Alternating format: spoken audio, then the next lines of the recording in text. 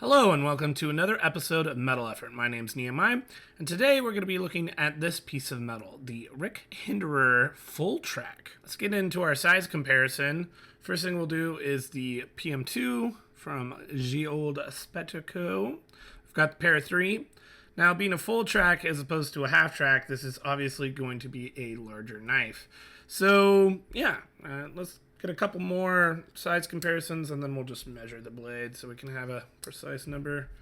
So we've got the full track, of course, next to the half track. I've got the Capara on the table, which is actually more cutting edge on the Capara than there is on the half track, which is kind of interesting considering the size difference and weight difference. What else do we have on the table? Let's throw a Roxy on the table. Little tiny guy. Maybe another big knife. This is the CKF Suhoi, which is a 4-inch blade. Pretty large. It still weighs like 2.5 ounces less than this one. Let's get some measurements in. We've got, I'd say, about 3.75 to the shoulder. Cutting length is about 3.5, 3.33-ish, 3.4 maybe in cutting length on the full track. Another couple measurements we'll get just while we're at it. We'll do our weight, clocking in at nearly 7 ounces, 6.92. With the objective things out of the way, let's get into our dent. We've got the decent, the excellent, the nitpicks, and the terrible. First off, in the decent, it's just kind of the blade finish as well as the steel. So this is 20 CV, which is great. They do have some models that have some N390 they've started to come out with. I think there's even some S35 VN exclusives. So kind of a, premium steels, obviously. I think, M390 and 20CV being the same are excellent. You can't really go wrong for a pocket knife with those steels. The finish is kind of, I don't know if it's bead blasty, stonewashy kind of a deal, but it really does hide scratches pretty well. Fingerprints, you could see, that's not a big deal. I think scratches are more important as far as hiding those go. But it's a very pleasing finish on the blade. So something I appreciated on the half track, but it's a different finish. This is more bead blasty. This is more stonewashy, but they're both pleasing. And there is a difference there, which is good to note. The jimping on the knife. Now, in terms of actual, grippiness, it's pretty good. It's not too sharp. It's not too rounded. It does give your thumb some purchase from going, horizontally this way. You're perfectly fine.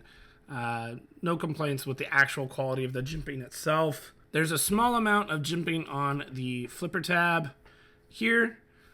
Pretty much the same kind of jimping that's on the thumb rest here. Not something that I feel like is really all that necessary. I'm usually not doing it like this. I'm doing it more like this. But if you decide to, purchase your finger on the tip of the flipper tab as opposed to the top, it is kind of a long knife. So depending on where you hold your knife, it might be a little bit harder for people with smaller hands to actually reach up and get all the way around the corner. So having the jimping here is not too bad. Obviously, it's going to be a little bit more of a pocket pecker with those, double beaks on there. But it's fine. I think the flipper tab in general is pretty good, and it's pretty easy to, light switch the sucker out. As far as push butting, it's not really a push button operation here. You have to light switch it. But still, the flipper tab is fine for that. It's perfectly serviceable. You've got some G10 kind of scales on here. Now, there's some interesting milling going on, which I think is, reasonably aesthetic. Does give you a lot of grip on the G10 for sure. I think this is very good at locking up your skin here. We've got some compartment basically underneath this, which is storing the tri-way system, which we'll talk more about in the future. But the scale is not just visual; it's actually kind of the container on your parts that you're gonna be keeping inside the knife. So kind of interesting. You wouldn't know it otherwise, but that's where your extra parts are stored for the different pivot system. Kind of a random thing. I normally don't mention this too much unless it's definitely something I notice or care about, but I like the screws on this. It's Torx, which is great. I mean, that's like the standard here. But there's something about this kind of bolt rivet type thing going on that I just like, similar to on the half track. Visually it's good without, making a unique proprietary screw. So this is kind of a cool way to make it both practical but also unique, and I appreciate that. Next thing is the fit and finish. So when I first got the knife, this is Nick Shabazz's knife, by the way. I don't think when he bought it, they knew it was Nick Shabazz, so I don't think it was cherry picked for him, but thank you, Nick, for loaning it to me. But anyway, so when he gave it to me, I noticed it wasn't exactly centered, and there was I was a little worried, a little concerned. And he's like, oh, I didn't notice that, or maybe that wasn't there. Turned out it wasn't an issue. It was just the pivot was a little loose. So once I got it home and tightened it up, it perfectly straightened out, and I became less worried. So no worries there in terms of fit and finish. This guy is basically immaculate in terms of chamfering on all the edges. Everything is pretty smooth. Nothing really jumping out as something that's just, oh, they neglected to take care of this or that. Everything is pretty much good. This seems like the gold standard in terms of fit and finish, which it should be for a knife in this price range, but still gonna call it out. And just so you're aware / I appreciate that these are options. There are different G10 colors. There's different anodization on the titanium. You have DLC, I think, are on some of these. So you have some options, some choices. I know some of the distributors, some of the shops online are getting exclusive versions of the knives. So there's definitely some variety here in picking something that kind of resonates with your aesthetic eye. Last thing I'll mention in the decent section is this non-free spinning pivot, something I always appreciate. And you're not really wondering, how they're pulling it off. It's just like a bolt. So that's good. You don't have to worry about, sometimes they machine like a little ledge in there, but if it gets, too much torque is on there, it can start to mess up the ledge and you get a little bit of, movement in there. That's not going to happen with this. So something robust and practical and straightforward. I can appreciate that. Now let's get into the excellent. I actually have 3 excellent things to talk about, and transitioning perfectly into the tri-way pivot system that I alluded to earlier. So that is kind of signified with a little crop circle here. It means that whenever you want, you can take the knife apart and you can either have bearings, you can have phosphor bronze washers, or you can have Teflon washers. So whatever, you get your jollies off on, this knife is going to be able to accommodate that. I can't imagine the nightmare of having to produce different knives that have those specific things. Phosphor bronze or Teflon, you could just put different ones in, but it's going to be actual, different geometry in the inside of the pivot if you're going to be using bearings. So they give you like an extra little miniature washer to put in there or take out, depending on if you're going to have the bearings. So there's room for the bearings. So really clever innovation going into the knife to pull that off. And I think it just kind of satiates, whatever the person's preference is for their system. Now, if they were just attempting this, idea of put whatever you want in there, but they didn't all equally work as well as a knife specifically designed to use that pivot system, then it would be a problem. But that's not the case here. This is bearings in there right now. Action that we're about to talk about is indeed good. And so I think we're not really, paying a cost to the idea of, the tri-way system. I think it's strictly better. maybe you want to have, when you're at the office, your bearings, but if you're going to go do hard use, you can throw some washers in there.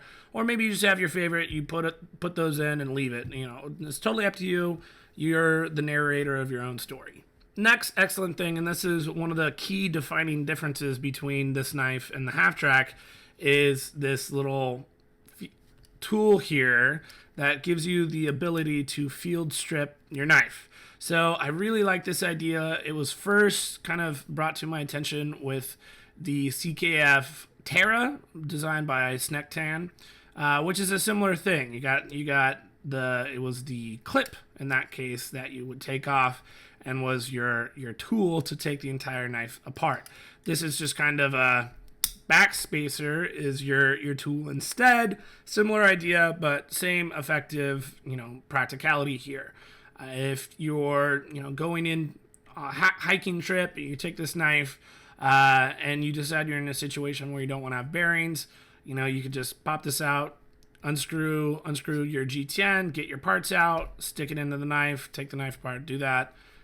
100% field strippable, and I think there's more of a reason to actually field strip this knife than, just cleaning a knife out.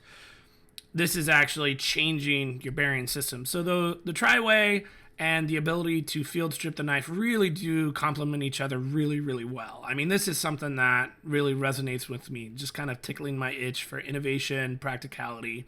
I think that this is really, really, really something interesting that I'd like to see something like this on more knives. I don't really see the downside here. And then finally, we're going to end our excellent section with the aforementioned action. Now, having such a big burly knife, usually, the action might not be as stellar as some of the ones that are really, honed in for that. Something like a Holt Spectre or a Sher Goroff or something like this. But I feel like the action on this knife is actually quite good. The detent on it is perfect, to where it's very snappy action. Talking about my OCD, open, close, disengage. Open, top notch, I'd say a 9 out of 10. Rockets out every time. I don't really have any failures unless I'm trying to do push button, then maybe it might not work as well, but light switch is extremely reliable. It's smooth. It definitely has a good feel to it. Acoustically, you can tell there, it kind of gives you a nice little pop, which is also satisfying. Now, disengage is pretty good. This side of the knife and this side of the lock bar are the same height. There is some chamfering on the inside of the lock bar side, but not on the show side. I kind of wish that this was flipped, where you have the chamfering on the inside. That would give me a little bit more room to come in horizontally, vertically, and then move horizontally, I should say, to get in there. It's not like an issue. I can definitely get in there. It's not like painful to get in there. I kind of wish I had a little bit more room. There's no lock stick, and ultimately I would say this is like an 8 out of 10 on the disengage. Something that I'm still, happy to do if I'm, doing a lot of reps with the whole open, disengage, close. And then the close. Now, big knives tend to have this issue, and this has it a little bit, where the detent, has to be so hard for the action to be good on the open, that to pop that detent ball, which you can see right here, onto the tang of the blade, it's kind of a big jump. And so you can get to the point where it's disengaged, but the detent ball is not on the tang of the blade, like this transition right here. And so there's a little bit of a pop, but as you disengage and move that, it's really easy for you to get it over that hump as you're disengaging it. It's not something that you really have to work to overcome, like it was on the Wee Knives Bishop, for instance, or the Riot Jack that I reviewed. That really had that problem amplified. So as far as the close goes, it's not that difficult to get the detent ball into the tang of the blade. And then once it is, it's pretty free folly. I'd say, one solid jostle gets the job done, even pops back out of the detent, which shows you that the action's pretty good. So I can do very gentle nudge and still get the job done. So on the whole, I'd say a good 8.5 on the close. So overall, that adds up to excellent. That's very good for, you know, the OCD open, close, disengage. It's not in the right order. I get that, which makes all the people with OCD really annoyed. Now it's time to talk about some nitpicks. First nitpick I have is the same one I had on the half track, which is this thumb rest is too tall and therefore is not all that restful. It's a little bit less awkward than it was on the half track, because on the half track, I have the little thumb hammock here, but it's so awkward to hold it down here. You know, it bumps your pinky off if you move that far down. And then, you know, so you kind of have to put it here. Where on the full track, it's big enough to where I can actually keep my thumb in the thumb hammock and it's not that uncomfortable.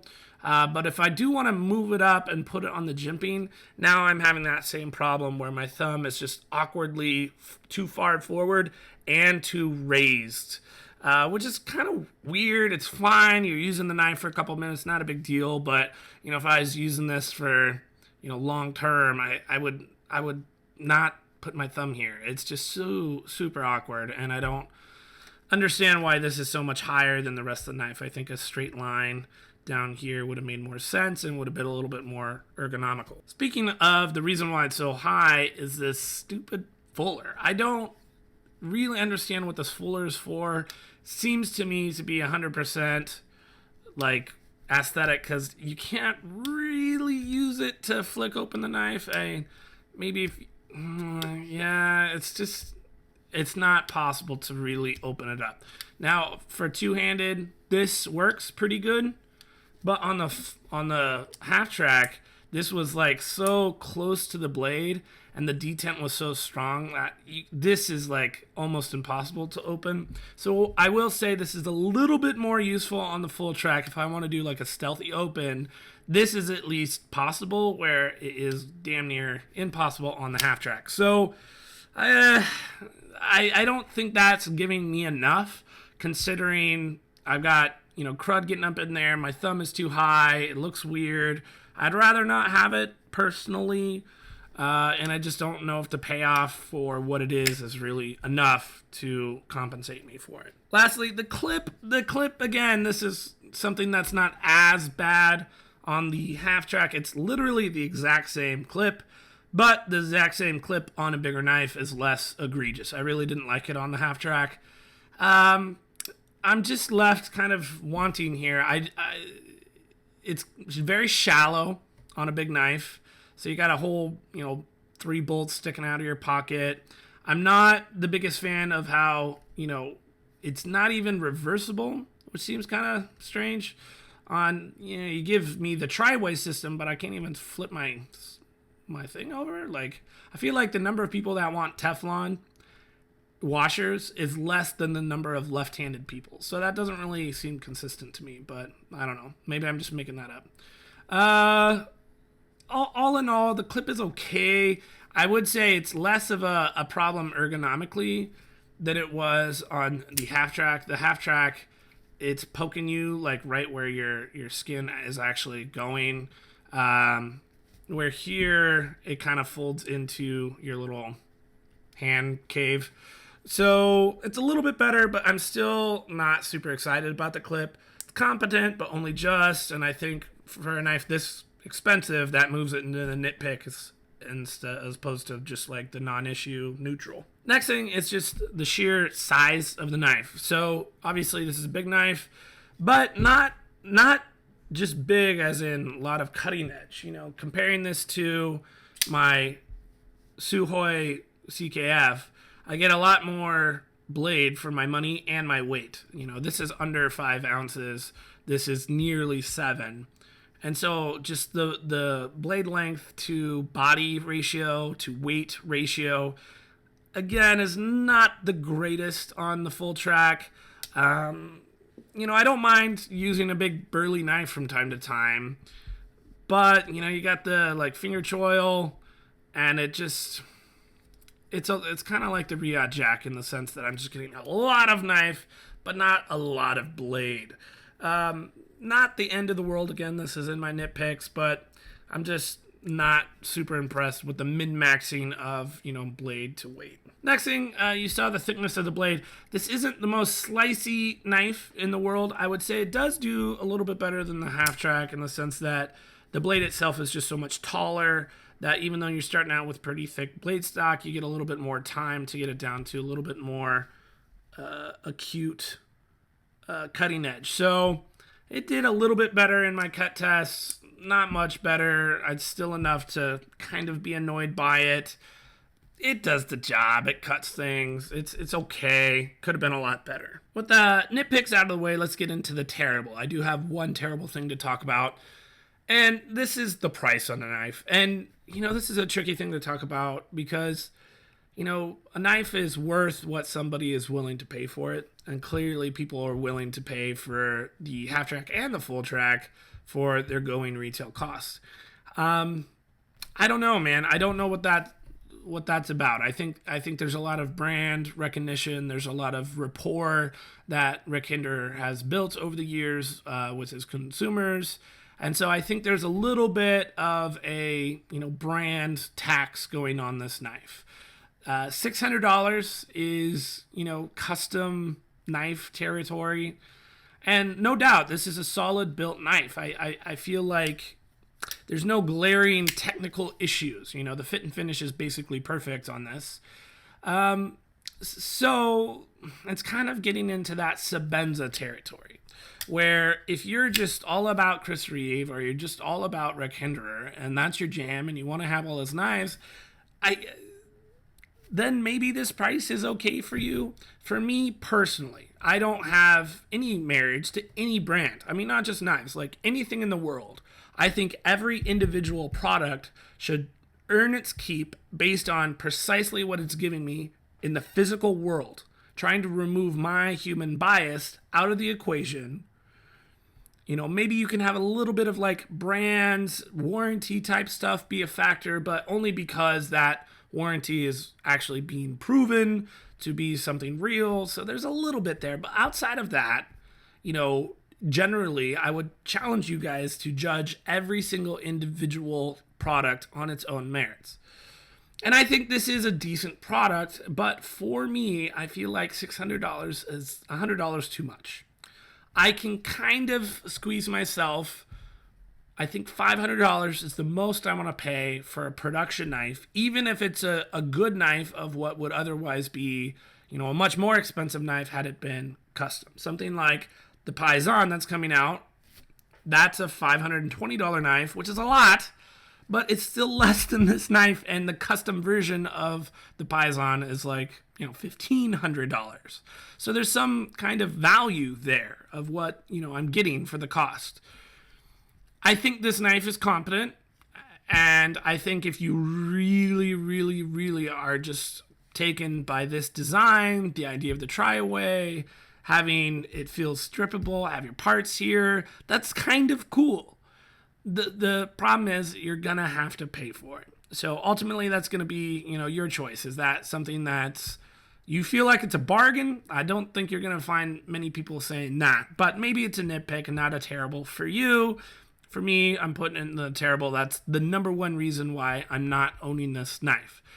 If it was $100 to $150 cheaper, I might be tempted to get this knife. So with that terrible out of the way, let's kind of wrap it up in the conclusion. The conclusion is I want a 3/4 track with tri-way system and field strippable, no finger choil, right in the middle size. I think that would be the perfect kind of combination. Put that knife right here where I'm maximizing my blade to body ratio. I'm getting the flexibility to change my pivot type. I'm getting field strippable, which is cool and innovative. I think that's the sweet spot. And that knife needs to be no more than $500. I think that's where it needs to be. If you charge the same price as this for this like medium-sized knife, I think it's a no-go. I think $500 is the absolute most. I think it should be more like $450, which would just be, $25 more than this. I think would be reasonable. So all that of like my hopes and desires and dreams and kind of customizing in my mind my favorite version of this knife, being realistic and just talking about these two knives, I think this is probably Rick Hinderer's best knife that he has ever made. I think the half track is the second best. So, you have the brand recognition, you have the fit and finish, you have the reliability. It's just down to you to think, well, do I want a big knife? Do I want a small knife? And am I willing to pay these prices? In a very competitive landscape, mind you. And that's something that I don't really have a clear recommendation on. I can say that they're good knives. They surprised me at how much I liked them, because they're not normally in my wheelhouse of desirability of just a super burly knife. That's not really my thing. But, being in the hobby and being a reviewer is all about, opening my perspective open to new experiences and new ways of thinking. And I can totally get why people like these knives, and I get it. So I think that this is really kind of a subjective thing of watching the review on each of these knives, finding out specifically what's going on with them, and deciding for yourself what's important to you and what's not important to you. This is not a blind recommendation. They're solid knives if you're willing to spend the money. If money's no object, I think these are a great addition to your collection and are unique enough that maybe can earn their place in your collection. That's all I have for you today. I hope you enjoyed this. I hope it was helpful to you. I'll catch you in the next one. Bye.